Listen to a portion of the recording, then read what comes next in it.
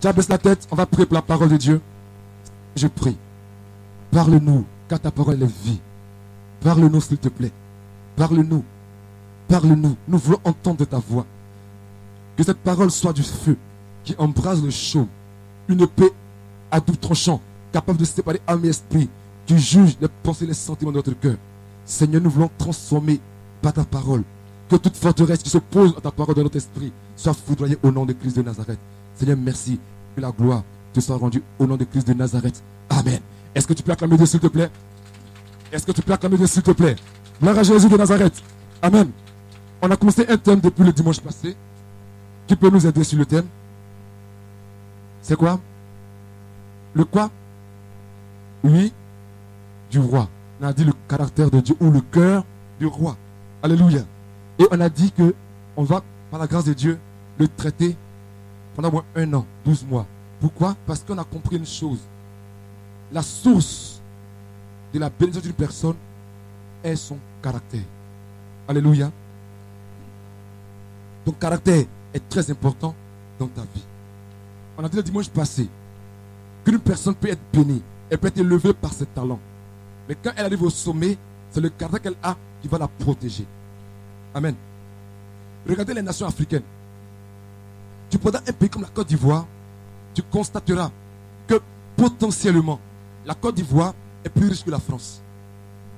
Tu as le pétrole, tu as le fer, tu as le bauxite, tu as l'or.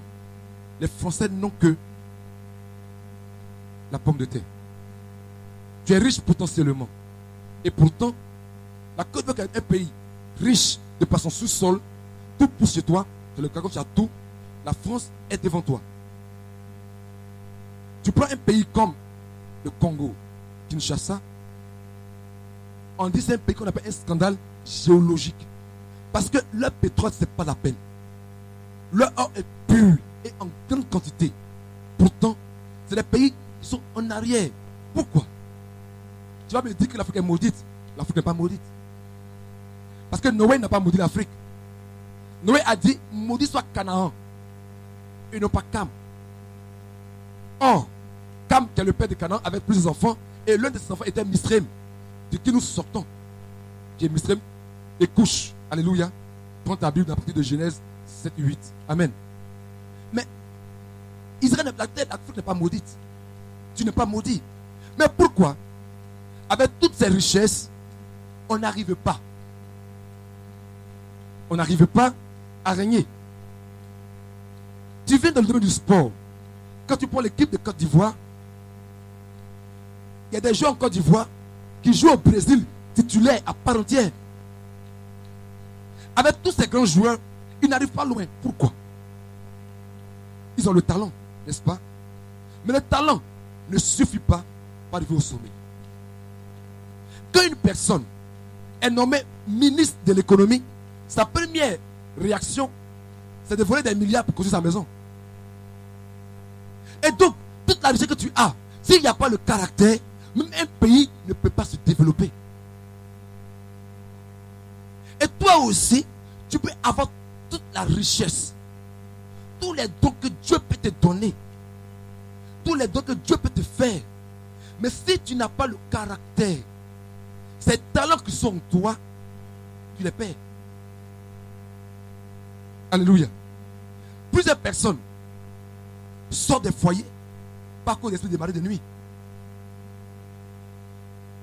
Plusieurs personnes perdent leur mari pas parce qu'il y a un démon dans leur famille, mais souvent une question de caractère. Alléluia. Si tu es chrétien et que tu es né de nouveau, et je crois que tu es né de nouveau, alors aucun démon ne peut te bloquer. Le problème du chrétien est une question de caractère. Alléluia. C'est pour ça que Dieu est plus intéressé par ton caractère que par ton confort. Amen. Quand la Bible nous dit ressembler à Jésus-Christ, quand la Bible déclare nous sommes créés à l'image de Dieu, Dieu ne parle pas du nez ni des oreilles. Alléluia. Jésus-Christ, de sa chair, il est juif, n'est-ce pas? Toi tu es ivoirien, tu n'es pas ta chair, n'est-ce pas? Et par conséquent, mon frère n'a pas le même nez que lui. Mais que Jésus-Christ il ressemble à Marie ou bien il ressemble à Joseph. bien sûr, physiquement, tu ne ressembles pas. Mais donc, quand Dieu dit ressembler à Jésus-Christ, il ne parle pas du physique, il parle du comportement, du caractère. Et si tu es chrétien, ton caractère doit être semblable à celui de Jésus-Christ. Parce qu'en définitive, ce qui t'amène au sommet, c'est ton caractère. Quand Dieu veut choisir une personne, il ne choisit pas l'homme talentueux. Dieu cherche un homme fidèle. Or, la fidélité, pas du caractère. C'est pourquoi, quand toi aussi tu vas chercher ton mari, ta femme, de grâce, ne cherche pas d'abord la beauté. Et si tu prends quelqu'un qui est beau, mais qui est fidèle, ton malheur a commencé. Parce que tu n'es pas la seule qui le voit beau. Alléluia. Donc la première clé que Dieu prend pour poser quelqu'un, c'est le caractère. Étant donné que le caractère est alors la clé de la réussite de la vie et que tu aspires à réussir, il est important de développer un caractère qui amène au sommet. Et nous disons donc que nous devons développer le caractère du roi. Or, qui est le roi? Jésus-Christ est le roi des rois. Donc le vrai roi, c'est Jésus-Christ. Et alors on va voir donc comment Jésus-Christ se comportait. Si tu es d'accord avec ce message, acclame Dieu, s'il te plaît. Alléluia. Et donc, on va voir en Galates 5, verset 22, le caractère de Jésus-Christ. Prends ta Bible, Galates 5, verset 22. Je vais le lire. Mais le fruit de l'esprit, c'est l'amour, la paix, la patience, la bonté, la bénignité, la fidélité, la douceur, la tempérance. La loi n'est pas contre ces choses. Alléluia. J'ai dit le fruit de l'esprit, c'est l'amour, la joie, la paix, la patience, la bonté, la bénignité, la fidélité, la douceur, la tempérance. Alléluia. Quand la plupart des fruits n'est pas de quelque chose qu'on produit. Voici le fruit ou bien le caractère de l'Esprit Saint. Voici le caractère de Jésus-Christ. Amen. Voici ce que tu dois développer. Et dans la suite de notre message, nous allons travailler sur le caractère de Jésus-Christ. Alléluia. Il dit le fruit. D'abord, j'ai fait une différence pour que vous compreniez d'abord une chose. Faites une différence entre le fruit et le don de l'Esprit. Le don de l'Esprit est expliqué en 1 Corinthiens 12. C'est quoi? Parler en langue, prophétiser, discernement des esprits, tout ce que vous voyez, don de guérison, le don de guérison, le don de miracle, toutes ces choses sont les dons de l'Esprit. Amen. Naturellement, le don que tu le reçois reçois parfait. Amen. Un don, quelqu'un te fait un don, il n'est pas parfait. Tu ne peux pas l'améliorer. Amen. Quand Dieu te communique, le parler en langue, il est parfait. La Bible déclare en Luc, en Jacques, que tout don parfait et toute grâce excellente vient du Père de lumière. Donc quand tu as un don de guérison, il est parfait d'abord. Maintenant, tu apprends à le développer. Alléluia. C'est différent du fruit. Le fruit, tu le travailles. C'est pourquoi ne juge pas une personne comme étant quelqu'un de grand spirituellement à cause de son fruit, à cause de son don. Parce que quelqu'un peut parler en langue, chasser les démons, prêcher. Quand tu parles, il y a des visions ouvertes. C'est-à-dire qu'il t'est assis, il dit tu t'appelles un tel, un tel, un tel, un tel. Ton arrière-grand-père s'appelle comme ceci. Tu habites là. Tu dis c'est un grand homme de Dieu. Non, il a un grand don. Mais il sera un grand homme de Dieu quand son caractère sera grand. Alléluia. Dieu détermine ta grandeur par ton caractère. Pourquoi? Parce que le fruit n'est pas donné, il est travaillé. Tu travailles toi-même le fruit. Quand tu prends un manguier, un petit manguier, tu vas le voir. En lui, il y a les mangues. Mais il n'a pas encore de mangues. Il est obligé de grandir pour produire les mangues. Alléluia. C'est pourquoi arrête de prier pour dire Seigneur, donne-moi la foi. Donc donne-moi quoi? La joie. Donne-moi la patience. Seigneur, donne-moi la maîtrise de soi. On ne demande pas ça. Il va te dire, mon petit, tu veux la maîtrise de soi? Ok, travaille la maîtrise de soi. Pourquoi? Si tu es en Jésus-Christ, donc l'Esprit de Dieu est en toi, n'est-ce pas? Ça veut donc dire que le fruit est en toi. Maintenant, tu dois faire des efforts pour le travailler. Gloire à Dieu. que le fruit grandisse en toi, tu dois croître spirituellement. Amen. Le manguier, pour porter du fruit, il est obligé de grandir. N'est-ce pas? C'est quand il arrive à l'âge de maturité qu'il est capable de produire le fruit. Or, comme un manguier grandit, il va grandir en recevant l'eau. N'est-ce pas? On prend les engrais dans la terre pour grandir. Donc, en tant que chrétien, pour grandir spirituellement, pour porter le fruit, tu dois écouter la parole de Dieu. C'est pour ça que Dieu dit, en Psaume 1, verset 1 à 2, heureux l'homme qui ne marche pas selon le conseil des méchants. Amen. Qui ne s'arrête pas sous la voie des moqueurs, qui ne s'assied pas en compagnie des pécheurs, mais qui fait quoi? Qui trouve son plaisir dans la loi de l'Éternel et qui la médite jour et nuit. Il est qui? Il est comme un arbre planté près d'un courant d'eau qui donne son fruit en sa saison et dont le feuillage ne flétrit point. Tout ce qu'il fait, lui, réussit. Et donc la croissance spirituellement dépend de deux choses selon Dieu. Première chose, des compagnies à gérer. Et la deuxième chose, méditer la parole de Dieu jour et nuit. Donc, pour grandir, fais des efforts. Médite la parole de Dieu jour et nuit. Et une chose que Dieu va prendre pour t'aider à grandir, ce n'est pas seulement la parole de Dieu, c'est aussi les épreuves de la vie. Prenez une personne qui veut travailler. Donnez-moi pas un fruit, il y a un seul fruit, mais dans le fruit, il y a 9 facettes, il y a 9 parties. Donc ne dites pas les fruits de l'esprit, il y a un seul fruit, mais dans le fruit maintenant, il y a des éléments, n'est-ce pas? Donc donnez-moi un aspect, par exemple, du fruit de l'esprit. Aidez-moi s'il vous plaît. Quelqu'un peut m'aider? Amen. Donc on commence par l'amour. On dit, Sarah veut travailler, elle dit, Seigneur Dieu, je vais grandir dans l'amour, il faut que je grandisse. Dieu dit, très bien, ma fille, tu fais une bonne prière. Il amène quelqu'un chez toi à la maison, une fille que tu veux aider, n'est-ce pas? Elle souffre au village, tu la mets chez toi à la maison, tu la nourris, tu la mets à l'école, c'est bien, n'est-ce pas? Puis un matin, c'est ton mari qui vient chercher. Tu as dit quoi? Et puis, normalement, c'est bien.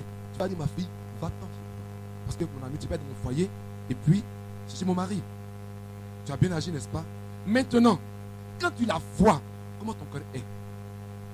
Si ça te fait mal et qu'il y a les grains en toi, tu dis, voilà. J'ai créé la trahison pour produire l'amour. Donc, quand tu veux avoir l'amour, de le développer, Dieu emmène des trahisons, Dieu emmène des personnes qui vont te tromper. Et puis, te dit maintenant, voici le terrain favorable à produire l'amour. Mon enfant produit l'amour. Donc, les épreuves de la vie souvent viennent pour former et forger ton caractère divin. Si tu es d'accord, comme Jésus de Nazareth. Amen. Quand dans la rue tu sors, et puis on t'insulte, tu dis, ok, exercice pour travailler la maîtrise de soi. Et tu souris, on dirait que tu souris. À quelle heure? Dieu le fera. Alléluia. Et je crois que dans cette église, le fruit de l'Esprit sera mature au nom de Jésus de Nazareth. Appelle Dieu, acclame Jésus de Nazareth. Je prophétise sur ta vie que tu vas porter du fruit au nom de Jésus-Christ. Il est impossible que tu sois ici, dans la présence de l'Éternel, et tu sois stérile. Je dis de stérilité et je prophétise que le fruit de l'Esprit en toi sera abondant au nom de Christ de Nazareth. Amen. C'est cela en fait. Voici comment Dieu travaille le fruit. Alléluia. Et on va entrer maintenant dans le fruit de l'Esprit. On a vu dans les fruits, il y a 9 parties. Mais dans ces 9 parties, on va les diviser en 2. Quand vous allez les lire, il y a des fruits. Non, pas des fruits. Il y a des aspects du fruit de l'Esprit qui sont portés vers les autres. Par exemple, la bonté. N'est-ce pas? C'est d'aider les gens. N'est-ce pas? Ce n'est pas pour toi-même, c'est pour quelqu'un. Vous voyez? La bonté. On va lire encore. On voit la bonté. On voit la fidélité, la douceur. Amen. Tu n'es pas doux envers toi-même. Tu es doux envers quelqu'un, n'est-ce pas? Donc il y a ces aspects du fruit de l'esprit. Et il y a d'autres aspects qui ne sont pas envers les autres, mais qui sont envers toi-même. On nous parle de la joie, la paix, la maîtrise de soi. Ça, c'est envers toi-même. Aujourd'hui, on va commencer un enseignement sur la maîtrise de soi. On va commencer par le fruit, les aspects du fruit qui sont à l'intérieur de nos vies, qui travaillent nous-mêmes d'abord qui nous sont profitables. Et après, on va parler du fruit, de l'aspect du fruit qui va vers l'autre personne. Donc, on va traiter de la maîtrise de soi. Alléluia. Vous savez, la maîtrise de soi est une vertu très importante. Elle est très, très importante dans ta vie. Il est important pour toi, chrétien, d'être maître de toi-même. Parce que si tu n'es pas maître de toi, quelqu'un d'autre ou quelque chose d'autre va te maîtriser. C'est quoi la maîtrise de soi? La maîtrise de soi, c'est la capacité de faire ce qu'il faut que tu fasses, peu importe la situation. C'est pour ça que je vais la définir. Et demain, tu ne veux pas faire quelque chose. Mais quand tu es maître, tu dis, s'il faut que tu le fasses, tu vas le faire. Mais si tu ne veux pas. Donc tu n'es pas conduit par l'extérieur, mais tu es conduit d'après ce que tu as décidé. Alléluia. Il est important que toi-même tu te conduises. Car si tu ne te conduis pas, quelqu'un doit te conduire. Et si quelqu'un te conduit, il va t'emmener où tu ne veux pas partir. Alléluia. On va voir aujourd'hui deux aspects importants de la maîtrise de soi. Deux choses importantes que la maîtrise de soi fait dans ta vie. Alléluia. La Bible t'appelle à régner, n'est-ce pas? Dieu t'appelle à réussir, n'est-ce pas? La première chose qu'on va étudier aujourd'hui, dans l'aspect de la maîtrise de soi, c'est la capacité de te donner de réussir. S'il n'y a pas de maîtrise de soi dans ta vie, il est impossible que tu réussisses. Alléluia. Gloire à Dieu. Regardez, toute réussite nécessite un prix à payer. Il n'y a pas de grandes choses qui se reçoivent gratuitement. Tout ce qui est grand a un grand prix à payer. La Bible dit que Jésus était là et une femme est venue, la mère des fils de Zébédée, la mère de Jean et de Jacques. Elle a dit à Jésus, je vais te faire une prière. Il dit, que veux-tu? Elle dit, vraiment, voici mes deux enfants, Jean et Jacques. Fais que dans le ciel, dans le royaume de Dieu, ils soient assis, l'un à ta droite et l'autre à ta gauche. Elle voulait donc dire à Jésus, je veux que tu es assis. Quand un roi s'assoit, quand une autorité s'assoit, regardez bien, dans les trucs pour faire asseoir, des trucs de préséance pour faire asseoir les autorités, quand il est assis comme ça, à sa droite vers le numéro 2, à sa gauche vers le numéro 3. Voyez-vous? Et c'est comme ça qu'on les fait asseoir. On met à sa droite son numéro 2 et un peu derrière le numéro 3. C'est comme ça qu'on les fait asseoir. Donc elle veut dire donc à Jésus, je veux que l'un soit numéro 2 et l'autre numéro 3. Jésus dit, il n'y a pas de problème. Mais les gars, est-ce que vous êtes capables de boire la coupe que je vais boire? Donc Jésus veut dire une seule chose. Pour être numéro 2, numéro 3, c'est facile, c'est possible. Mais il y a une coupe à boire. Mais il y a un prix à payer. Alléluia. Dans cette église, il y a des grands sportifs. Demandez-leur. Il y a un prix à payer. Marcelin, il faisait 57 kilos, c'est ça? Il doit faire 54 kilos, n'est-ce pas? Mais il a faim. On va chez lui, sa femme prépare un bon repas avec un vrai coca. Son ventre a faim, mais il ne peut pas manger parce qu'il doit faire 54 kilos pour être dans sa catégorie pour la compétition. J'ai suivi un documentaire sur Usain Bolt, le meilleur sprinter actuellement. Mais dans son entraînement, quand il finit de courir, il vomit. Il vomit. Il pleure. Vous les voyez en train de courir. Quand il finit de courir, il fait les 100 mètres et puis il est content. Vous voyez Drogba et puis il marque et puis tu dis oui, il est fort, mais mon ami. Il ne faut pas regarder le but qu'il a marqué. Il faut regarder ce qu'il a subi pour pouvoir marquer ce but. Regarde son entraînement. Alléluia. Mais pour payer le prix, si tu n'es pas discipliné, tu ne peux pas. Amen. Donc il faut la discipline pour payer le prix. Quand on te dit, mon ami, il faut te lever à 4 h du matin pour prier. Tu peux. Tu as sommeil, ton corps a sommeil. Mais il faut être discipliné pour payer un prix pour arriver au sommet. Et donc, sans discipline, il n'y a pas de réussite. C'est pourquoi une personne a dit, la discipline est la mère de la réussite. Parce que la réussite vient de la discipline. Or, la discipline elle-même, elle est produite par la maîtrise de soi. Ça veut donc dire que la maîtrise de soi est en réalité ce qui produit la réussite. Si tu es incapable de te maîtriser, tu ne peux pas réussir. Alléluia. Maîtrise-toi. Maîtrise-toi. S'il faut que tu puisses faire des veillées de prière, ou bien faire des veillées en train d'étudier, ou bien te lever à 3 du matin, mettre charbon sur ta tête pour aller vendre, pour devoir être procès demain, je te demande pardon. Même si ton corps dit j'ai sommeil, tu dis tu as sommeil, c'est vrai, mais lève-toi, allons vendre charbon, parce que demain nous réussirons. Je veux que quelqu'un acclame Jésus de Nazareth. Quelqu'un va décider de se maîtriser, de dire à son corps, tu es fatigué, mais tu vas travailler. Tu es fatigué, mais tu vas te lever. Tu iras au marché, tu as faim, mais tu ne mangeras pas. Beaucoup d'hommes sont pauvres, parce qu'ils ne sont pas maîtres d'eux-mêmes. Tu donnes 10 000. Quand il sort, les gars, tu vois, à nous aller, il paye. Il vient ici, je lui chaussure, il paye. Il est conduit par quoi? Sa convoitise. Tout n'est pas esprit. Tu es chrétien, ce n'est pas un effet d'esprit. C'est un effet de caractère. Alléluia. La réussite va être produite par ta maîtrise. Tout, Paul dit, tout m'est permis, mais tout n'est pas utile.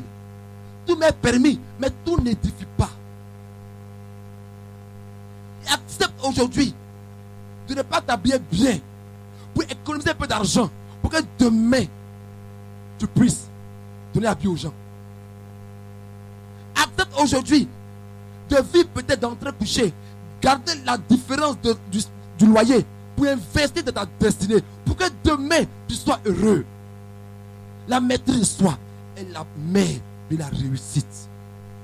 Ne sois pas conduit parce que tu veux. Sois conduit parce que Dieu t'a dit.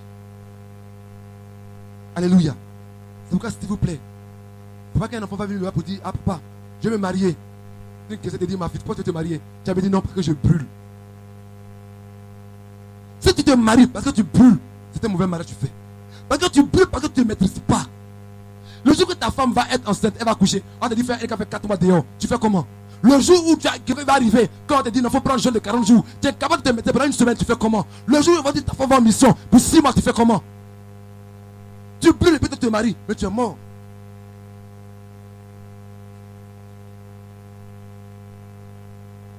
C'est pourquoi Dieu veut que les jeunes qui sont mariés apprennent la fidélité, apprennent à s'abstenir. Là, ils sont maîtres de leur propre corps. Je refuse que ton corps t'amène où tu ne veux pas aller, frère.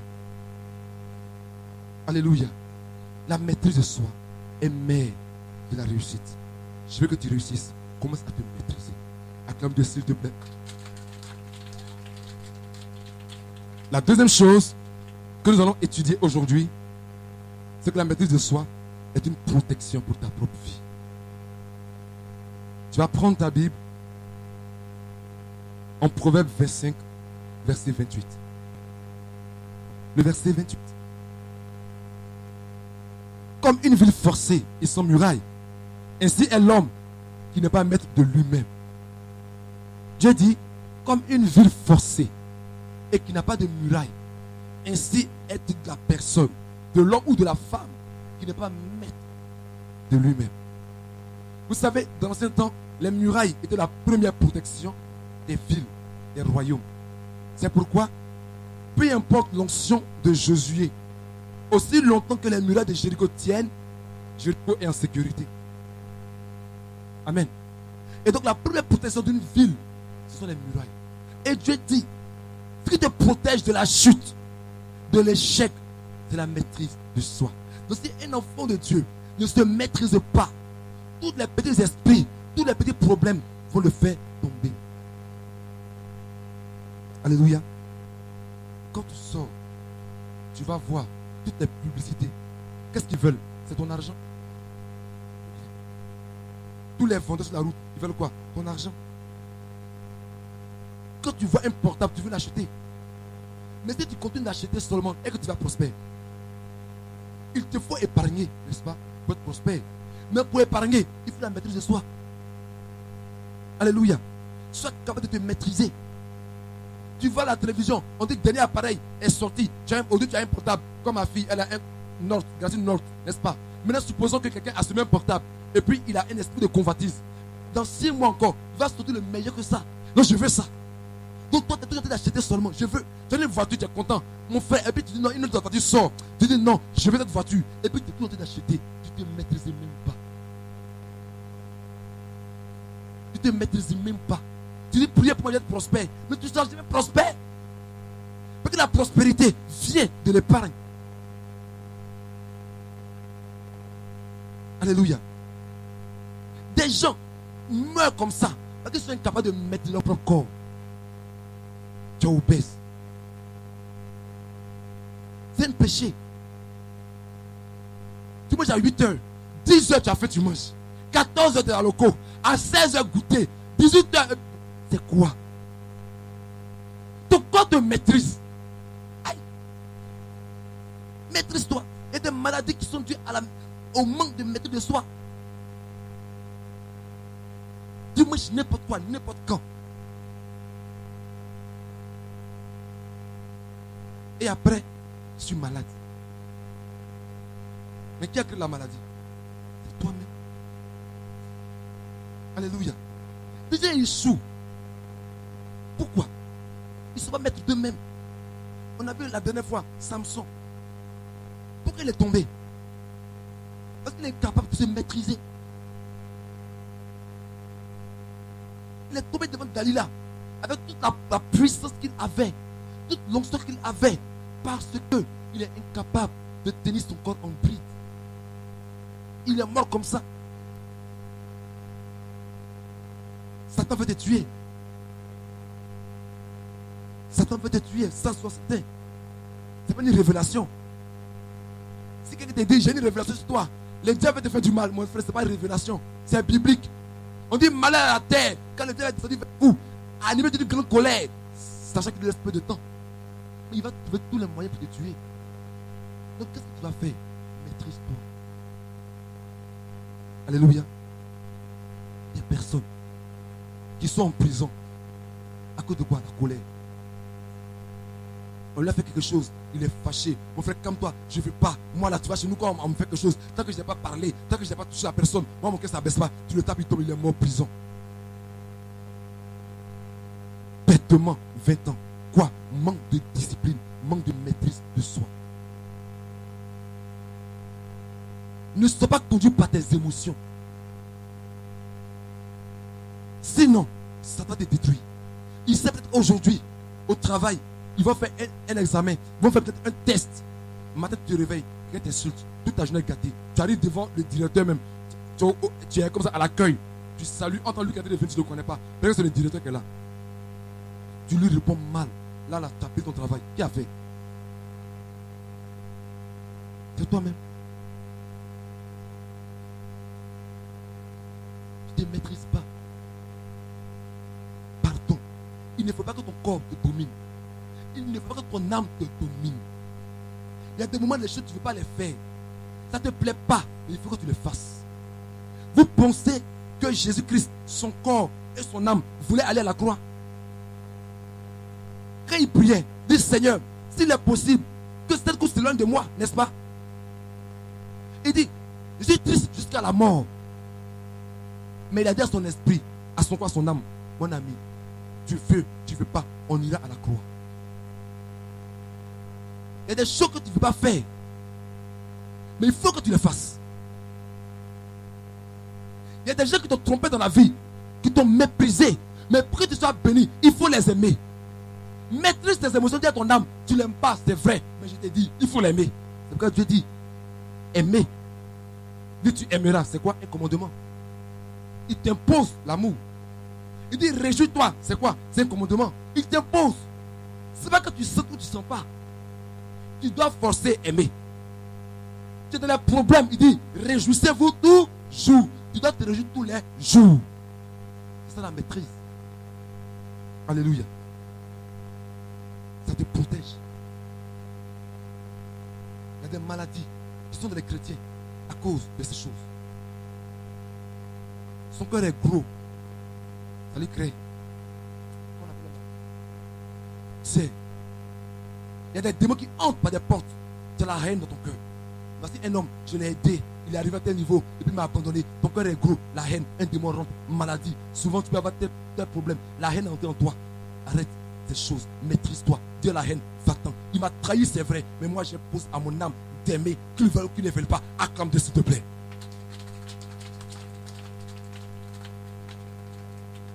Je prie que tu te maîtrises.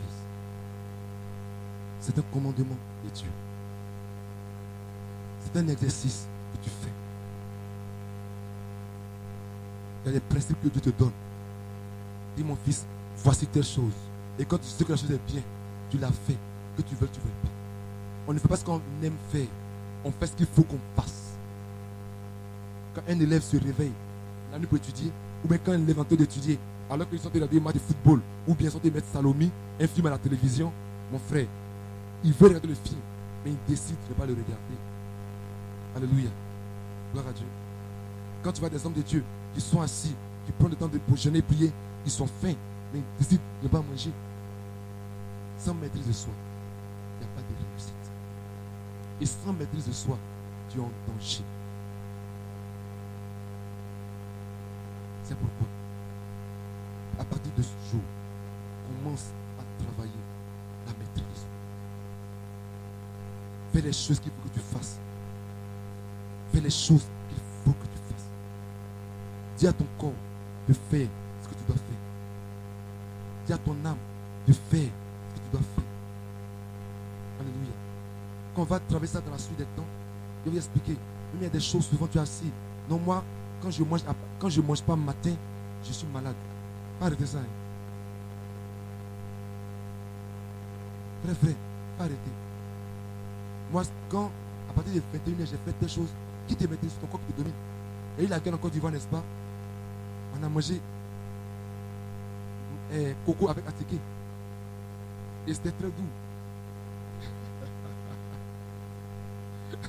Et, bon, si toi, quand tu vas mourir à 9h, tu tombes malade, le jour où tu passes par le désert, tu fais comment? Si toi, ton enfant, tu n'as pas de ventilateur, tu ne peux pas dormir, le jour où tu vas te faire passer par l'épreuve de Job, tu fais comment? À vous, vous regardez. Regardez-vous. Amen. Et mon petit, c'est vrai que votre ventilateur est bon. Mais s'il est habitué à ça, c'est un problème. Paul dit, j'ai appris à vivre dans l'abondance comme dans le manque. Après ça, c'est bien de bien manger. De manger les riz qui coûtent, le kilo coûte 700 francs, 1000 francs. C'est bien. Mais si on a donné une cacha, mange. Je prends un exemple simple. Personnellement, moi, il y a une sauce que je n'aime pas. La sauce arachide. Mais je suppose une sauce que tu dis, ah, je te rends chez moi à la maison. Et toi, c'est la sauce que tu sais plus préparer.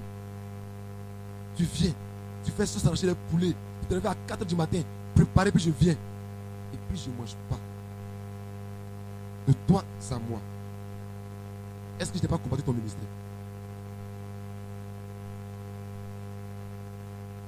Est-ce que j'ai tort de ne pas manger? Mais est-ce que je suis en train de faire en temps de péché? Donc, sauce arachide là, tu manges ça bien. Et, parce que ce que tu fais aujourd'hui là, peut te briser demain. Et, dis à ton corps, tu es obligé de manger. Tu es obligé de faire telle chose. Non, si tu ne dors pas à 21h, toi tu as un problème. Donc si on t'amène quelque part, dis mon toi là, tu vas dans l'armée. Demandez à Serge. C'est à 4h du matin, tu demandes, réveille-toi. Tu fais comment? Tu es malade là-bas.